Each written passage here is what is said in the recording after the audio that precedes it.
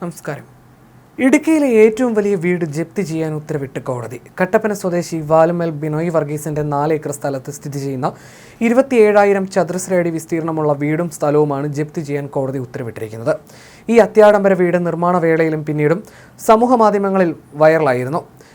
കല്ലാർവാടി എസ്റ്റേറ്റിൽ നടന്ന ആക്രമണ സംഭവത്തിൽ കോടതി നടപടികളുടെ ഭാഗമായിട്ടാണ് ജപ്തി. 2021 SSPTL റിസോർട്ട് പ്രൈവറ്റ് ലിമിറ്റഡ് എന്ന 288 ഏക്കറുള്ള കല്ലാർവാടി എസ്റ്റേറ്റ് ബിനോയ് വർഗീസ് പാട്ടത്തിനെടുത്തിരുന്നു. എന്നാൽ പാട്ടത്തിന് നൽകാത്ത 14.5 ഏക്കറും എസ്റ്റേറ്റ് ബംഗ്ലാവും ബിനോയ് കയ്യേറിയെന്നാണ് പരാതി. ഇതുമായി ബന്ധപ്പെട്ട് പ്രശ്നം ചർച്ച ചെയ്യാനായി എത്തിയവർ ആക്രമിക്കപ്പെട്ടിരുന്നു. ഈ കേസിൽ ബിനോയ് 8ാം പ്രതിയാണ്. പരിക്കേറ്റവർ നഷ്ടപരിഹാരം ആവശ്യപ്പെട്ട് നൽകിയ ഹർജിയിലാണ് കോടതി നടപടി. കോടതിയുടെ അന്തിമ വിധിയുടെ അടിസ്ഥാനത്തിലായിരിക്കും ജപ്തി നടപടികൾ. 7 വർഷമെടുത്താണ് വീട് നിർമ്മാണം പൂർത്തീകരിച്ചത്. പണി കഴിഞ്ഞ ഉടൻ കുന്നിന്റെ മുകളിലുള്ള വീട് കാണാൻ സമീപത്തെ റോഡിൽ ആളുകൾ തടിച്ചുകൂടുന്നത് മൂലം പരിസരത്ത് ഗതാഗത കുരുക്കും പതിവായിരുന്നു. ഇടുക്കി ജില്ലയിലെ ഏറ്റവും വലിയ വീടെന്ന വിശേഷണത്തോടെയുള്ള ഈ കൊട്ടാരം കാണാൻ ആളുകൾ എത്തുന്നത് പതിവായിരുന്നു.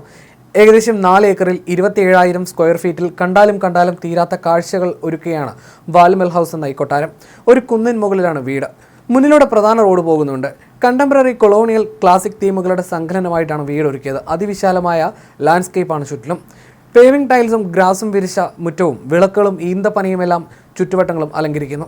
രാത്രിയിൽ ലൈറ്റുകൾ കണ്ണുതുറക്കുമ്പോഴാണ് വീടിൻ്റെ പ്രൗഢി ഏറ്റവും മനോഹരമായി കാണാൻ സാധിക്കുക.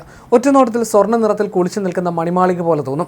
സന്ദർശകരുടെ തിരക്ക് മൂലം വീടിന് മുന്നിലെ റോഡിൽ ട്രാഫിക് ബ്ലോക്കും പതിവായിരുന്നു. ഒത്തുചേരലിനുള്ള കോമൺ സ്പേസുകളുടെ ബാഹുല്യമാണ് ഈ വീടിൻ്റെ അകത്തളങ്ങളിലെയും ഹൈലൈറ്റ്. വിരലിൽ എണ്ണാവുന്നതിലധികം ലിവിംഗ് സ്പേസുകൾ 3 നിലകളിലായി ഒരുക്കിയിട്ടുണ്ട്. 3 നിലകളിലായി പണിതിരിക്കുന്ന ഈ വീടിൻ്റെ ഗ്രൗണ്ട് ഫ്ലോറിൽ ധാരാളം ലിവിംഗ് സ്പേസുകൾ, ഡൈനിങ്, കിച്ചൺ, വർക്ക് ഏരിയ, 3 ബെഡ്റൂമുകൾ, ബാത്റൂമുകൾ, ഹോം തിയേറ്റർ എന്നിവയുമുണ്ട്.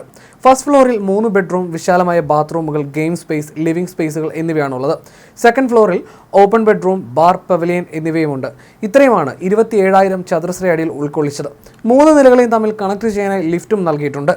പ്രധാന വാതിൽ തുറന്ന് പ്രവേശിക്കുന്നത് പ്രധാന ഫോർമൽ ലിവിംഗിലേക്കാണ്. ഇത് ഡബിൾ ഹൈറ്റിൽ ഒരേ സമയം 16 പേർക്ക് ഇരിക്കാൻ പറ്റുന്ന രീതിയിൽ വിശാലമായി ഒരുക്കി. ഇതിനോട് ചേർന്ന് പ്രെയർ സ്പേസ് വേർതിരിച്ചു. മനോഹരമായ പാനലിംഗ് വുഡ് വർക്കുകൾ ചെയ്താണ് പ്രെയർ ഒരുക്കിയത്. ഇതിനുശേഷം പ്രവേശിക്കുന്നത് ഒരു പാസേജിലേക്കാണ്. ഇതിൻ്റെ ഒരു വശത്ത് പ്രധാന ഫാമിലി ലിവിംഗ് സ്പേസ് ഉണ്ട്. ഇവിടെയാണ് TV യൂണിറ്റ് ഉള്ളത്. ഇറ്റാലിയൻ മാർബിളിൻ്റെ പ്രൗഢിയാണ് നിലത്ത് വിരിയുന്നത്. ചിലയിടങ്ങൾ ഹൈലൈറ്റ് ചെയ്യാൻ നാച്ചുറൽ വുഡൻ ഫ്ലോറിംഗും ചെയ്തിട്ടുണ്ട്. വീടിനകത്തെ പ്രധാന ഹാളിലേക്ക് എത്തിയാൽ ഒരു ലക്ഷറി ഹോട്ടലിൻ്റെ ലോബി പോലെ തോന്നും. തടിയുടെ പ്രൗഢിയിൽ ഒരുക്കിയ ഡബിൾ ഹൈറ്റ് മേൽക്കൂരയിൽ ധാരാളം ലൈറ്റുകളുമുണ്ട്. ഇവിടെയുള്ള പൂളാണ് മറ്റൊരു പ്രധാന പോയിന്റ്. കാശെറിഞ്ഞ് ഈ വീട് നിർമ്മിച്ചപ്പോൾ കുടുംബം വീടില്ലാത്ത 5 കുടുംബങ്ങൾക്ക് ഇവർ വീട് വെച്ച് നൽകിയിരുന്നു.